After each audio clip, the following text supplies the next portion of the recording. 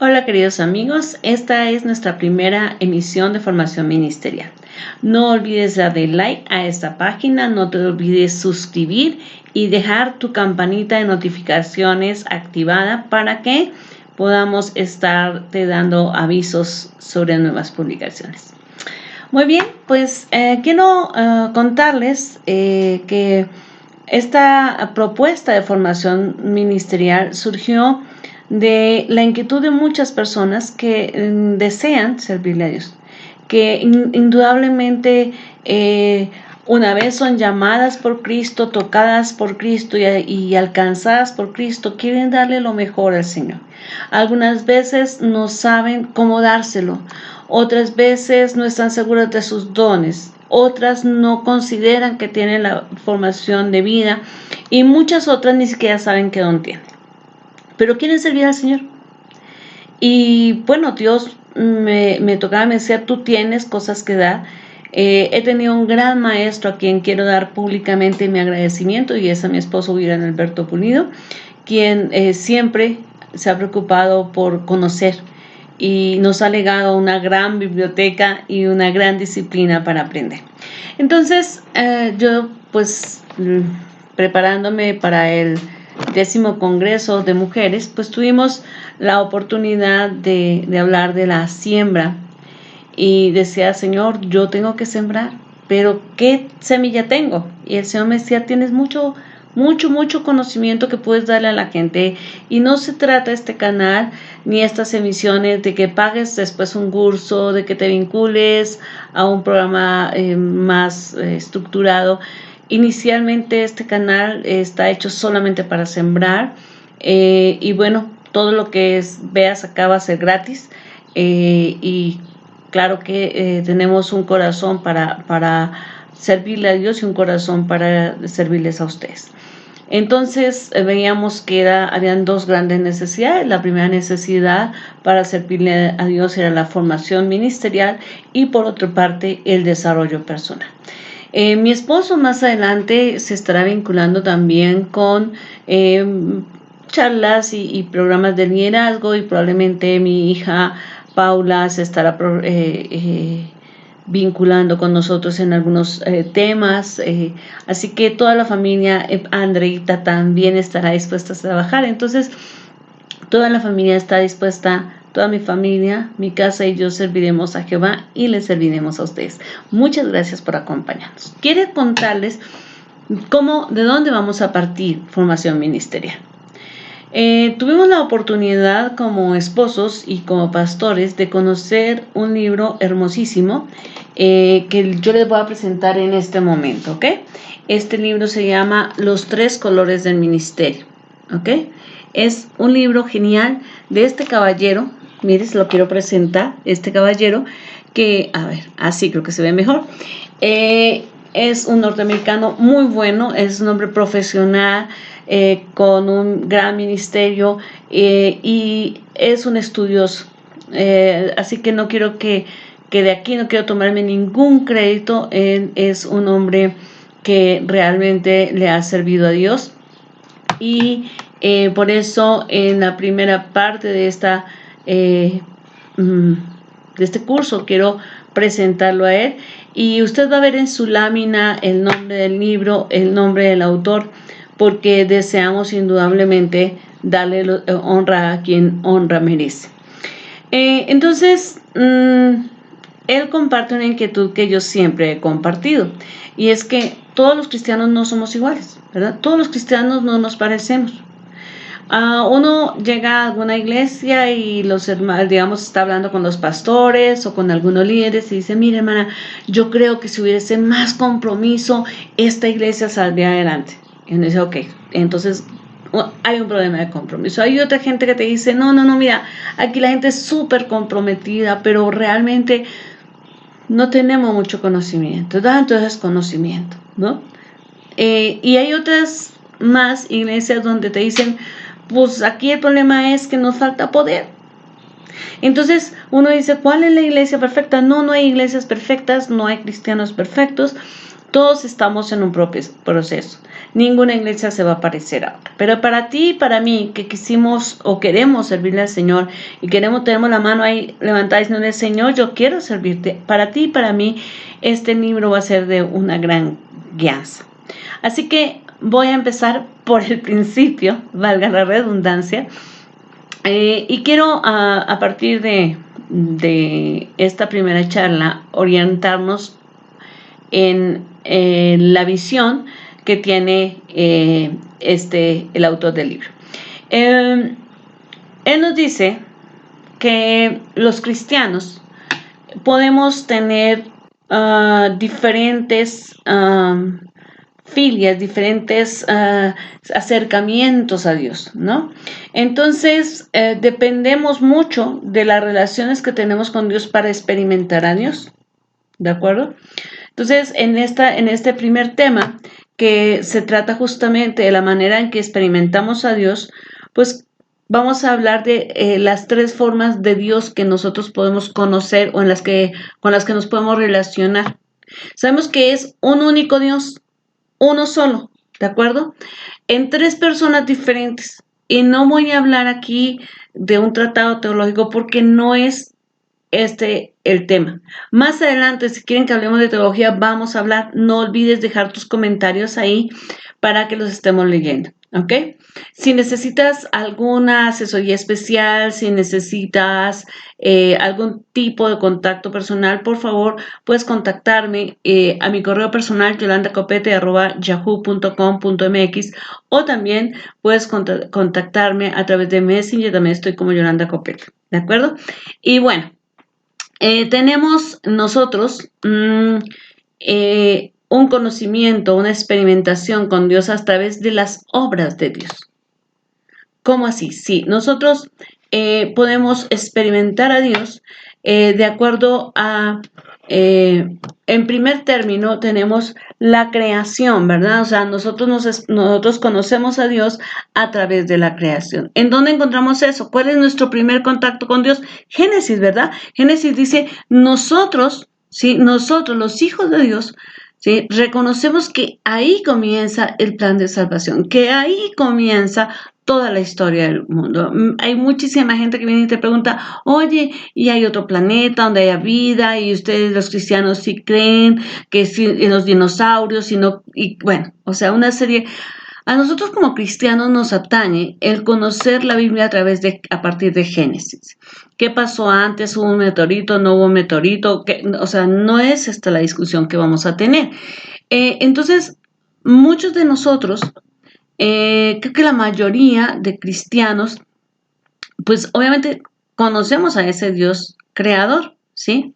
Conocemos y admitimos la creación, todos, ¿verdad? Pero algunos cristianos hacen más énfasis en esta relación con Dios, en ese Dios que crea, que hace, ¿no? Mientras que hay otros cristianos, ¿sí?, que tenemos una mayor relación con el Señor a través del Calvario. Como usted lo está viendo ahí en su lámina, en esas tres obras de Dios, algunos tendrán la oportunidad de relacionarse más con ese Dios creador y otros más con la manifestación del Calvario. Pero también hay otras iglesias igualmente ungidas, igualmente santas, igualmente de Dios, que se relacionan más con Pentecostés, es decir, con el Dios que obra como Espíritu Santo, que viene y que trae esa unción fresca, nueva, poderosa. Si tu iglesia está en cualquiera de estas tres esferas exclusivamente, ¿es una iglesia de Dios? Claro que sí. Aquí no vamos a descalificar a ninguna iglesia, pero la idea sería que mantuviésemos un equilibrio entre la manifestación del Dios creador con la manifestación del Calvario, con la manifestación de Pentecostés. Que ese equilibrio se diera, porque las tres personas de Dios son importantes. Y con las tres debemos tener una enorme y bonita e íntima relación. Muy bien, pero también los cristianos tenemos tres dimensiones de la vida, ¿de acuerdo? Quiero que observe la lámina que va a aparecer. En su color verde, usted encuentra en esa lámina el cuerpo, mientras que en la circunferencia roja encuentra el alma y en la circunferencia azul encuentra el espíritu. Realmente Dios nos hizo a su imagen y semejanza, ¿de acuerdo? Así que esa parte que usted está viendo, que se esquematiza en el color verde, el cuerpo, perdón, es importante. El alma es importante. Sin embargo, recuerde que nuestra esencia, lo que somos, en lo que Dios pone su espíritu, es en nuestro espíritu. Entonces nosotros somos seres espirituales que tienen alma y que tienen cuerpo. Somos seres espirituales, somos espíritu con alma y cuerpo. Pero realmente un cristiano no debería decir, es que estoy dividido, ¿no? O sea, aparte está mi alma, aparte está mi cuerpo, aparte está mi espíritu. En realidad, somos espíritu con alma y cuerpo y las cosas están tremendamente relacionadas, más de lo que nosotros podamos creer. Así que le voy a poner un ejemplo. Nosotros podemos ser unos grandes estudiosos de la palabra, tener una excelente comunión con Dios. Pero no estamos dando buen testimonio de Dios cuando descuidamos nuestro cuerpo. Vemos cristianos a veces que no están preocupados por su salud, o sea, por ejemplo, que llegan a estados de obesidad mórbida y dices, a ver, espérame, sí, o sea, no vamos a rendirle un culto al cuerpo, pero el cuerpo hace parte de tu testimonio, hace parte, es templo del Espíritu Santo, es parte de lo que tú eres. ¿Ok? Tampoco es bueno descuidar el alma, porque de dónde vienen los malos sentimientos, de dónde vienen los pecados, pues vienen del corazón, vienen de allá, del parte del alma. Y para que nosotros podamos tener realmente una vida voluntaria entregada al Señor, debemos llevar todo pensamiento cautivo a la obediencia en Cristo. Y dice Pablo, también tenemos que renovar nuestro entendimiento. Entonces, nuestra alma es importante a la hora de relacionarnos con Dios, pero también nuestro espíritu. Evidentemente, no somos personas que solamente somos seres espirituales, sino tenemos una vida espiritual. ¿Tenemos una vida espiritual? Se me pregunta. Tenemos una vida espiritual, es decir, nos preocupamos por darle aliento a nuestro espíritu. Mire, habrá momentos en que nuestro espíritu no come. Pero el espíritu también se nutre. ¿Dónde se nutre? Se nutre en la comunión con los hermanos, se nutre en la lectura de la palabra, se nutre en la alabanza. Nuestro espíritu necesita crecer. Nuestro espíritu necesita sustentarse. Ahora, los tres elementos deben actuar armónicamente y caminar hacia el mismo lado. Es decir, debe ser mi espíritu quien guía mi alma y mi alma quien guía mi cuerpo. ¿Ha oído la expresión de, es que tengo una mala relación con la comida? Las personas que tienen una mala relación con la comida, esas personas que comen para sentirse amadas, para acariciarse, para darse gustitos, como dicen, esas personas están tratando de suplir una necesidad emocional con una actividad del cuerpo.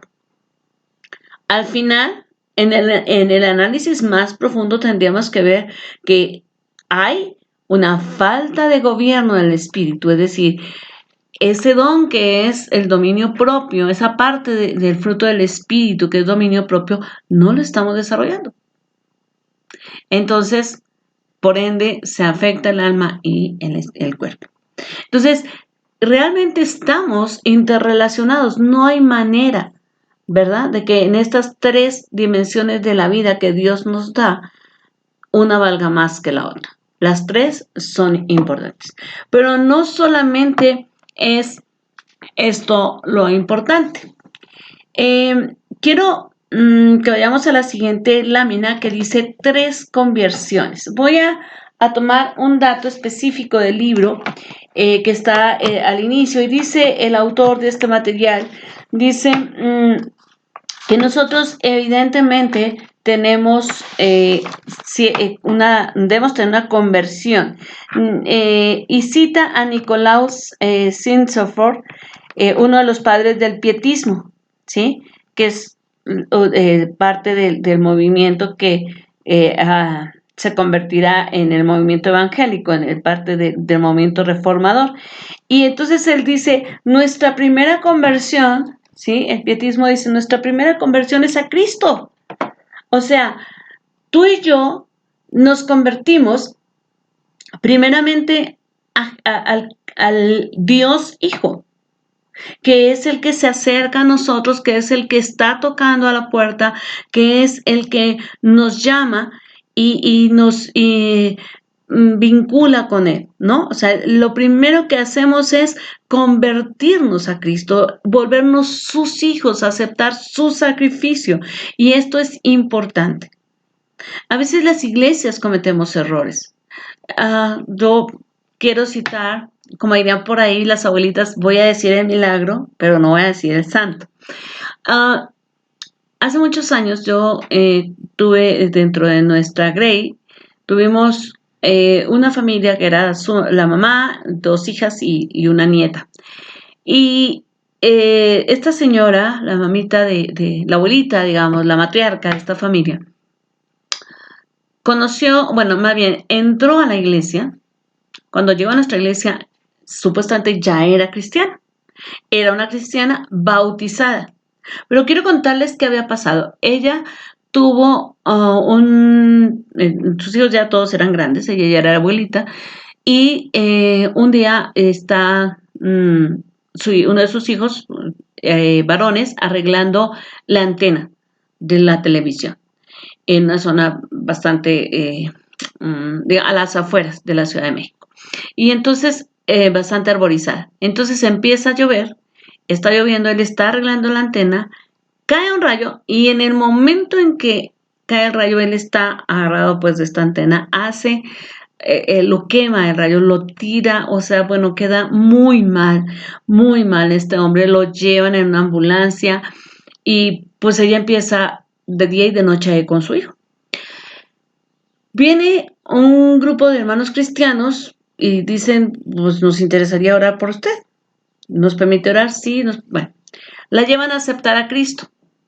Si tú quieres que tu hijo sea sano, sí.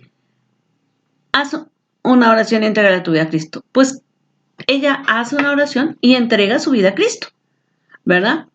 Bueno, ¿quieres que tu hijo sea sano? Ve a la iglesia. Y ella empieza a ir a la iglesia. Y el pastor le dice, ¿quieres que tu hijo sea sano? Y bautízate. Y ella hizo todo. Cuando nosotros realmente establecimos primero la relación con una de sus hijas que era casada y para un aniversario ella invita a su mamá. Y bueno, nos les quedaba mucho más cerca a nuestra iglesia, la señora empieza a venir con nosotros y siempre hemos sido una iglesia de mucha formación, hacemos mucho énfasis en esta parte. Entonces ella empieza a asistir a los discipulados, empieza a todos los cursos ella asistía. Y entonces ella un día se acerca y le dice a mi esposo, pastor, creo que no soy convertida. Dice, ¿cómo, hermana? ¿Usted es bautizada? Sí.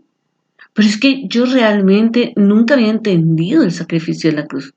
Realmente yo llegué buscando un milagro de Cristo, pero no buscando un Salvador.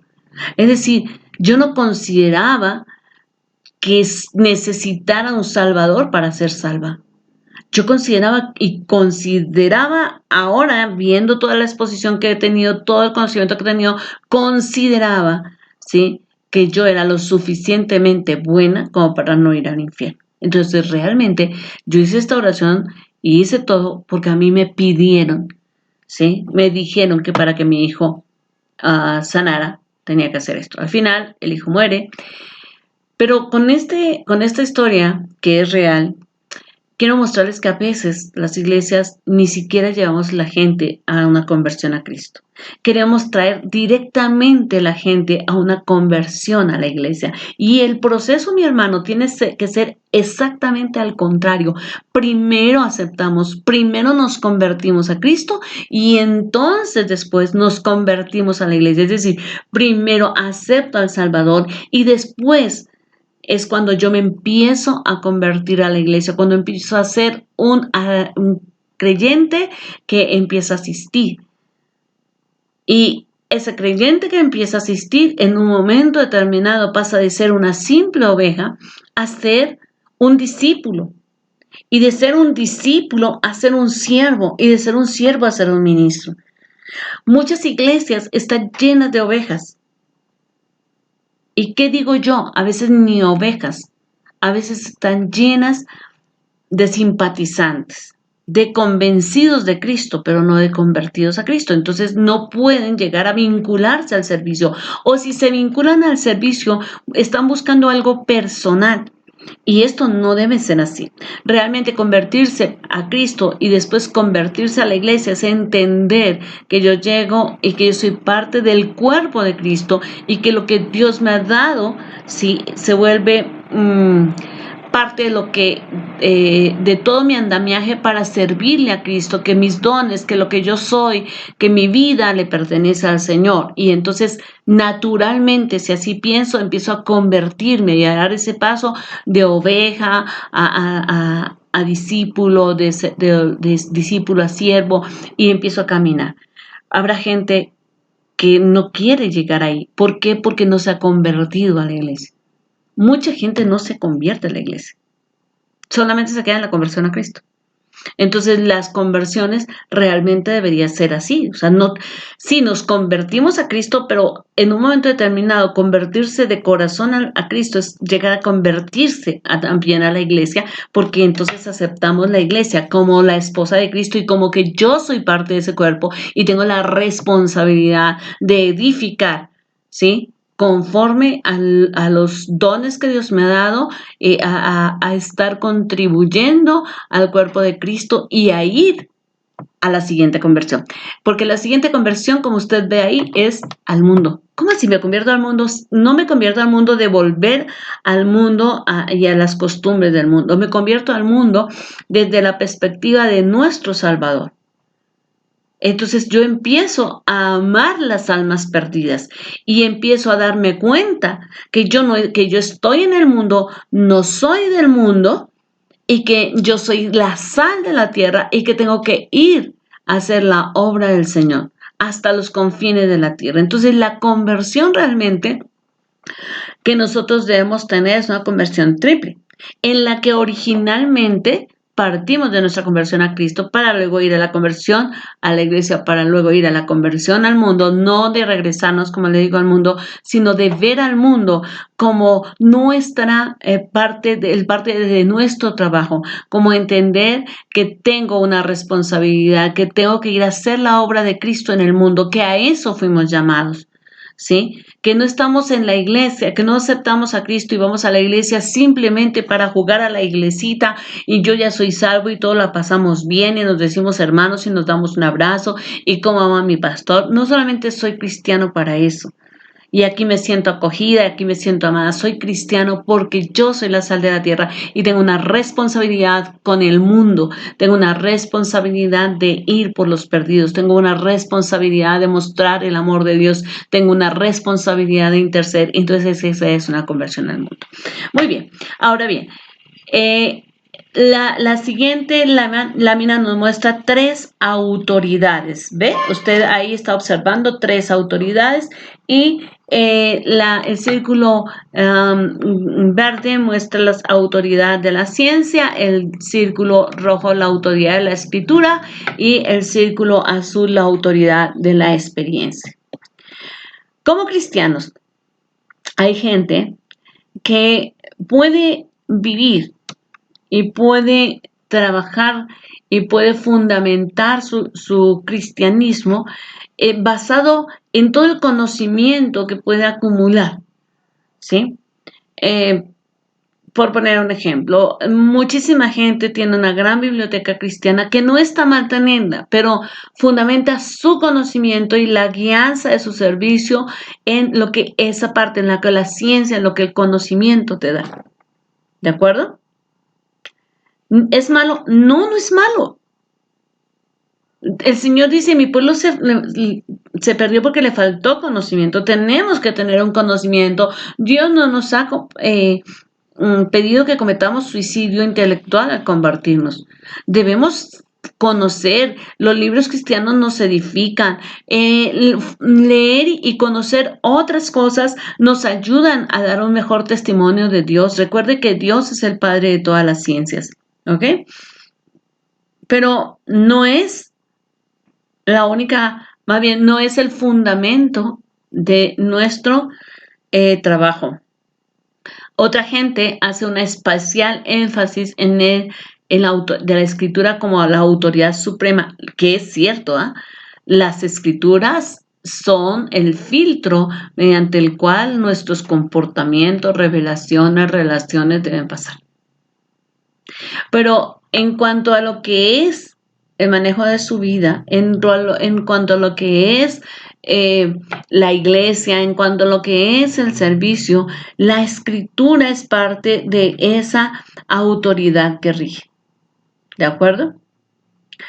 Y hay otras personas que dicen, otros cristianos, que es la experiencia. Entonces yo siento cuando Dios me habló, lo que Dios me mostró, y esa experimentación de esa autoridad, pues es importante. Claro que sí. No vamos a descalificar a los cristianos o a las iglesias que así trabajan, pero realmente quiero mostrarles que los cristianos debemos guardar un equilibrio, entendiendo que la escritura es la guía por excelencia en nosotros, pero recordar que conocer y tener acercamiento a la ciencia no está mal y es equilibrado. Hay gente que ni siquiera sabe qué es la psicología y se la pasa diciendo que es una ciencia del diablo. Y dices, ¿tú sabes lo que es la psicología? Siquiera se te ocurre pensar que lo primero que el hombre necesitó no fue un médico, sino es un psicólogo. Más adelante, hermanos, cuando estemos viendo algunos dones, cuando estemos viendo algunas cosas, vamos a hablar sobre ese punto. Y les voy a mostrar cómo Dios fue el primer terapeuta del mundo. ¿Ok? Y les voy a mostrar que debido a que el paciente no quiso, no fue sanado. Pero bueno, eso será tema de otra formación. No está mal tampoco obedecer lo que Dios pone en nuestro corazón. Pero tampoco podemos, alguna persona me decía, bueno, ¿y cómo sé yo que esto viene de Dios? Y yo le digo, siempre pásalo por la escritura. ¿Quieres saber si eso que estás viendo es de Dios? Bueno, pásalo por la escritura. Eso es lo que debes buscar. Entonces, las tres autoridades que nosotros sabemos que giran en torno a nuestra vida eclesial y a nuestra vida laica tenemos estas tres autoridades. Si un médico viene y me dice, señora, tiene esta y esta enfermedad, no puedo decir simplemente, pues yo soy mi sanador y me dejo sin tratamiento. Porque eso, aunque es cierto, Dios es mi sanador, pero puede ser mi sanador a través de un medicamento, puede ser mi sanador a través de un milagro directo, puede ser mi sanador como Él quiera, o puede no sanarme, punto.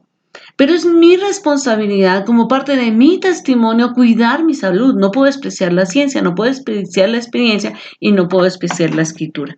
Así que como seres humanos tenemos esas tres autoridades que nos ayuden a nutrirnos.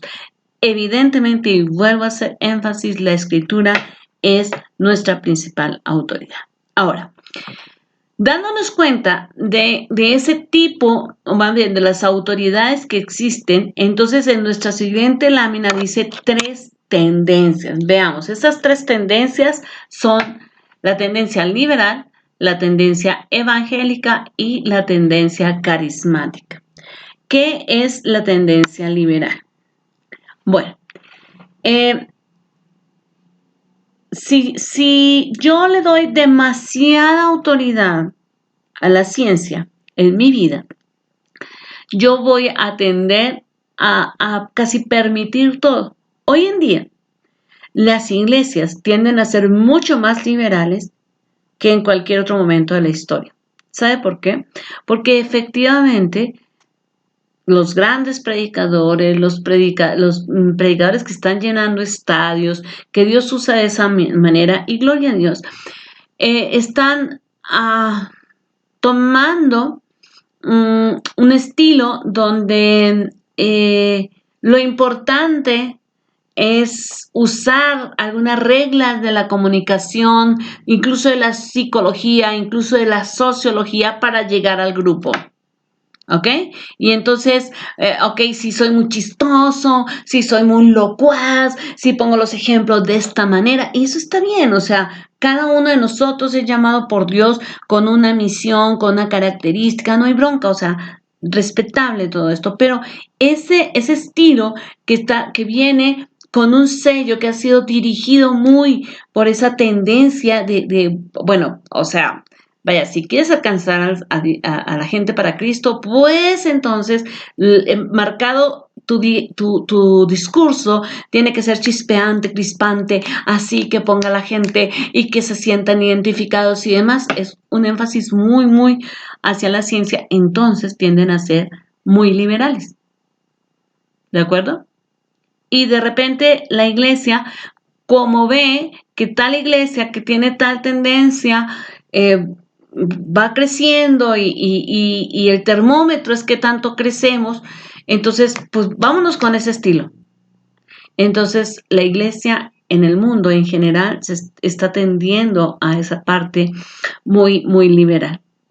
Pero también veíamos en el gráfico, si regresamos nuevamente al gráfico, vamos a ver que hay una tendencia evangélica, ¿ok? Que tiene mucho énfasis hacia, eh, hacia la experiencia con Cristo y hacia lo importante es que estemos ahí, lo importante es que estemos a la luz del Calvario, lo importante es que dice el Evangelio, lo importante y hasta el punto donde llegamos a la religiosidad, ¿no? O sea, hay que tener cuidado. Más adelante vamos a ver los tres peligros que hay en esto, pero esta es una iglesia que se caracterizó, digamos, en el siglo XX. La iglesia tendió a ser más evangélica, ¿sí? Más evangélica y bueno, también, como vemos nuevamente en el gráfico, también hay una tendencia a ser carismática, es decir, a trabajar a través de los dones del Espíritu, ¿sí? Entonces, en el siglo XX fue muy entre evangélica y carismática la iglesia. Siglo XXI, mucho más liberal, ¿ok? ¿Está mal alguna de esas tres tendencias? Bueno, depende desde mi perspectiva personal y como a mí me hayan criado, tanto en mi casa como en la iglesia donde nací y todas las experiencias que haya tenido, pues cada uno de ustedes tendrá su juicio. Yo no voy a establecer un juicio acá. Esto no es una formación para dar criterios de valor. Esta es una formación para ayudar a la iglesia a entender que somos uno en Cristo. Entonces, ¿es bueno? ¿Son buenas las tendencias? Sí, pero lo ideal es mantener un cuadro equilátero, es decir, un equilibrio entre lo liberal, entre lo evangélico y entre la experiencia, ¿ok? Lo carismático, ¿ok? Así como que entre lo carismático, lo evangélico y lo liberal. No nos dejemos desubicar, ni a derecha ni a izquierda, ¿ok? Mantén tu centro. Muy bien. De acuerdo a esas tendencias que vimos, que acabamos de ver, habrán tres peligros. Quiero que por favor veamos detalladamente la diapositiva de estos tres peligros. El primer peligro tiene que ver con el sincretismo, el segundo peligro con el dogmatismo y el tercero con el espiritualismo. ¿Qué es el sincretismo? Mire, el sincretismo tiene que ver con el hecho de tomar, el sincretismo religioso es tomar varias cosas, varias corrientes y unirlas, ¿no? Entonces tú encuentras iglesias, por ejemplo, que pues no pasa nada si toma un poquito de la Iglesia Católica, toma un poquito de las tendencias juveniles, toma un poquito, y todo lo hace una ensalada, ¿verdad? Y entonces creemos que somos una iglesia de centro porque agarramos todo y lo mezclamos, ¿de acuerdo? El riesgo de eso, el riesgo de supuestamente escoger lo mejor de cada cosa y ponerlo en el mismo tazón, es que todas las cosas no tienen el mismo valor, ¿de acuerdo? Entonces, no es tan válida la forma como es el fondo, por ejemplo, ¿de acuerdo? Una iglesia extremadamente tradicional no es menos viva porque no tenga un predicador chispeante. Cuidado con eso. Porque hemos empezado a pensar que si hay mucho, que fuego es que haya mucho discurso, que haya mucho gozo, que haya mucho, que eso es fuego. Mi hija Andrea, está estudiando danza. En su primer cuatrimestre leyeron un libro muy, muy hermoso. Prometo citarle la bibliografía para la reunión siguiente. Y me impactó muchísimo ese autor. Es un hombre, no recuerdo su nombre, pero es un hombre que lleva muchos años como líder de alabanza. Y entonces me tocó hasta lo más profundo. Yo soy una persona emotiva, a mí me encanta aplaudir, me encanta levantar las manos, me encanta, si es necesario, arrodillarse. O sea, yo soy muy, muy emotiva en la alabanza. Mi esposo es un poco más tranquilo, pero yo sí soy, ¿no? Y entonces, de repente, cuando tú escuchas cierta parte del libro y te dice, a ver, centrémonos, la alabanza, dice, lo voy a parafrasear, dice, el estilo musical no puede reemplazar la profundidad de adoración a Dios. Es decir, no porque suenen muy buenos los tambores, sino porque sea muy rítmico, esa alabanza tiene más unción que a lo mejor un himno muy tranquilo, pero en el que se le está dando la gloria a Dios. O sea, si el género musical, dice él, si el género musical está desviando la atención del pueblo de Dios hacia el género y no hacia Cristo, entonces no es una buena alabanza. Y yo dije, wow, y ese es el riesgo del sincretismo. Que decimos, no, pues no importa, es lo mismo el contenido del himno o de la alabanza que la forma. No es lo mismo. No es lo mismo. ¿De acuerdo? Entonces, si para mezclar las cosas tenemos la justa medida y la proporción, entonces podremos hacerlo. Le voy a poner un ejemplo. Usted está haciendo un pastel. Usted va a hacer una tarta y va a tener que usar, a lo mejor está haciendo un pancake, y va a hacer con harina y va a tener que ponerle también polvo de hornear para que quede esponjosito, ¿no? Pero usted, por cada taza, por cada pocillo completo de harina, va a tener que echarle una cucharadita pequeña de polvo de hornear. Porque aunque necesita, no lo necesita en la misma proporción. El peligro del sincretismo es eso. Ahora, ¿cuál es el otro peligro que vemos ahí en la diapositiva? Regresemos a la diapositiva y nos dice que el siguiente peligro es el dogmatismo. ¿Se acuerda que en la anterior lámina veíamos un énfasis muy fuerte hacia lo evangélico? Hacia la escritura, hacia la enseñanza, hacia los principios, hacia los milagros, podemos llegar, el peligro de estar en ese enfoque exclusivamente y no buscar un balance es que nos podemos volver dogmáticos. Le voy a contar una experiencia. Yo voy a ir hablando de sus experiencias y si tú quieres, por favor, colocar tus comentarios o colocar tus experiencias o rebatir, está bien, por favor, no olvides dejar tus comentarios.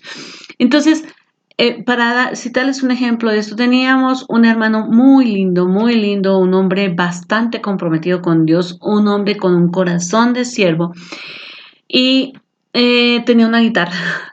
Y en ese momento pues no teníamos más elementos de alabanza, sino el violín de mi esposo y la guitarra de este hermano. Pero él había recibido una formación muy dogmática, entonces él se sentía tremendamente culpable y sentía que no tenía suficiente fe. Y se sentía, pero así, pero realmente con culpa. Y cuando decíamos, a ver, ¿por qué, hermano? Es que mi esposa no ha llegado al evangelio por mi culpa. ¿Por qué? ¿Qué le hiciste? ¿O qué le dijiste? O, no, a ver, no. Es que yo no he orado con suficiente fe por ella. ¿Cómo? Sí, porque la Biblia dice que si tuviéramos fe como un grano de mostaza, nosotros, digamos, la oración sería inmediatamente respondida. Le podríamos decir a ese monte que se mueva y se va a mover. Sí, eso dice el Evangelio. Si tuvieras fe como un grano de mostaza, es un hebraísmo. No estoy diciendo que no hay necesidad de tener fe. Claro que es necesario tener fe. Pero yo he oído a muchísima gente con mucha fe, pero no he visto gente que simplemente montaña moviéndose para un lado y para otro. No he visto eso, pero he visto gente obrar milagros. A ver, quiero mostrar con eso que hay la fe es un don de Dios. La fe para echar fuera demonios, la fe como parte del fruto del Espíritu es un don de Dios que debe crecer en nuestra vida. Y evidentemente ese músculo, esa parte del fruto del Espíritu, cuando estamos recién convertidos, Dios concede muchas cosas que estamos pidiendo para que ese músculo se fortalezca. Pero quiero que entienda que Dios no está obligado a hacer lo que nosotros pedimos. Dios está obligado a hacer lo que es bueno, agradable y perfecto. Así es su voluntad. Eso dice la escritura de su voluntad. Entonces debemos tener en cuenta que no es nuestro criado para mandarle. Y muchas cosas que nosotros pudiéramos venir y decir, yo ordeno que pasen y pasan, ni siquiera están siendo concedidas por Dios, sino para que sigamos en una vana palabrería. Realmente el milagro se define como una intervención divina con un propósito. Si no hay un propósito, ¿para qué? ¿Para qué? No hay caso. Yo quiero que nos demos cuenta que a veces caemos en el dogma de una manera que nos puede mostrar más que como radicales, como ignorantes, ¿sí? O llegarnos a poner, conocí la historia de un pastor que oraba por la tarde por los enfermos y los ponía en el sol. ¿Listo? Así es lo que tiene que ser. Él leía e interpretaba que Cristo oraba por los enfermos al ponerse el sol. Entonces él decía, ok, Cristo oraba y los ponía al sol, yo les pongo el sol. Y así. Entonces el dogma tiene ese problema. Pero también el hecho de que nosotros la tercera esfera está dentro del espiritualismo, ¿no? Que todo se espiritualice, ¿no? O sea, que todo lo justifiquemos o lo queramos ver, ¿no? Como la consecuencia del mal, por ejemplo. Es que esto es o las consecuencias de Dios en mi vida. O sea, conozco gente, por ejemplo, que comió, no, hasta que ya no pudo más, no le puso cuchillo a su garganta y comía, ¿no? Y entonces le da una diabetes. Esto es una prueba de Dios. No es una prueba de Dios. A ver, hermano, el que comió hasta reventarse fue usted. No puedes espiritualizar eso. ¿Ves? O sea, no puedes. O sea, esto no es algo que hizo Dios. Esto es... Ahora, hay gente que todo es Satanás, ¿no? No, es que Satanás puso en tentación a esta persona y le hizo esto. A ver, ¿y qué? La persona no tenía un poder de decisión. ¿Y qué? ¿Por qué la persona tomó la decisión de estar ahí? O cosas así. O sea, no podemos no podemos negar que está el bien y el mal y que nosotros o estamos en el bien o estamos en el mal. Pero tenemos que darnos cuenta que nuestras acciones, nuestros pensamientos son nuestra responsabilidad también. No somos ni un títere de Dios ni un títere de Satanás. Somos gente que tiene libre albedrío y que decide actuar conforme a su carne y entonces ser presa de Satanás y caer en la tentación del enemigo, o decidimos hacer el bien, ¿sí? someter todo pensamiento cautivo a Cristo y vivir una vida de santidad. No estoy diciendo que no pecamos, estoy diciendo que tomamos una decisión. A lo mejor en algunos momentos no me daré cuenta, pecaré y después diré, ¿qué pasó? A lo mejor no pensé a tiempo, a lo mejor tomé decisiones precipitadas, todo eso es válido, pero quiero decirles que no podemos espiritualizar todo. Entonces los peligros también están en esas tres dimensiones, ¿no? El liberalismo, el sincretismo, perdón, el, el espiritualismo y el dogmatismo. Entonces, si usted se da cuenta, mi querido hermano, nosotros estamos en tres dimensiones, siempre, y nos relacionamos con Dios en estas tres maneras, ¿no? Tenemos estas tres manifestaciones de nuestra relación con Dios. Por eso quise partir de ahí, de las maneras como experimentamos a Dios. Quiero contarte que luego vamos a estar viendo cómo Dios obra a través de nosotros, qué sello tenemos. Quiero que nos demos cuenta que Dios tenemos una manera específica de relacionarnos, ya no de experimentar a Dios en nosotros, sino de relacionarnos con Dios. Y esto nos hará un tipo de cristiano diferente. Eso lo vamos a ver más adelante. La siguiente emisión tratará de estas relaciones y la tercera hablará de qué tipo de cristianos somos. Y ahí vamos a poner varios ejemplos de cristianos que están en la Biblia, qué tipo, como qué carisma, qué tendencia tenía, y nos vamos a ir identificando. Así que les espero, no olviden por favor dejar sus comentarios, no olviden suscribirse a este canal, no olviden recomendar este canal, y son muy importantes para nosotros, su opinión es muy importante. Dios les bendiga, les amo en el amor del Señor, nos vemos en 8 días.